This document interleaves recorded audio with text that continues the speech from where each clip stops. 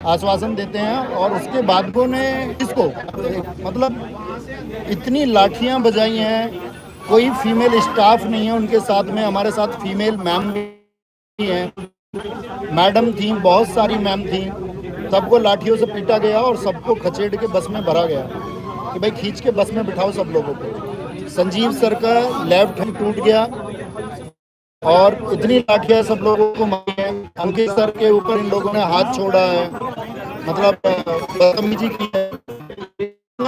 यार की पुलिस समझते थे ये कि हाँ एक दबाव होता है प्रशासन का, वो सब हम समझ सकते हैं, लेकिन हमारा सिर्फ लाइव आने का उद्देश्य ये है कि आप गवर्नमेंट तक ये मैसेज भेजें कि इस देश के यूथ की बात को आप क्या लाठियों से दमन कर देंगे?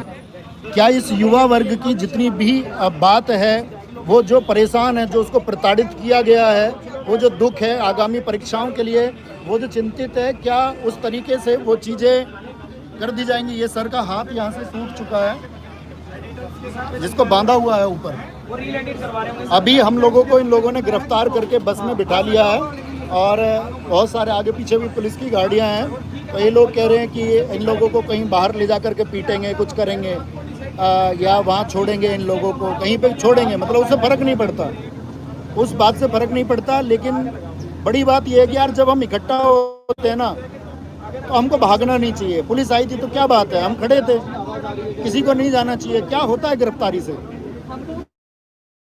इस भविष्य को सोचते हुए फांसी के फंदे पर हंसते हंसते झूले थे। इस बात के लिए झूले थे कि हम एक बेहतर देश बनाएंगे, एक हम सशक्त युवा बनाएंगे। लेकिन क्या वो सशक्त युवा ये सरकार बना रही है? क्या डीओपीटी की ये बात, और आप सब लोगों को अपनी बात डीओपीटी से रखनी है, ये जो एसएससी कर रही है, डीओपीटी जो कर रहा है, क्या इन लोगों के पास इतना समय नहीं है कि प्रतिनिधित्व करने वाले 4 टीचर से ये इकट्ठे बात सुन सकें?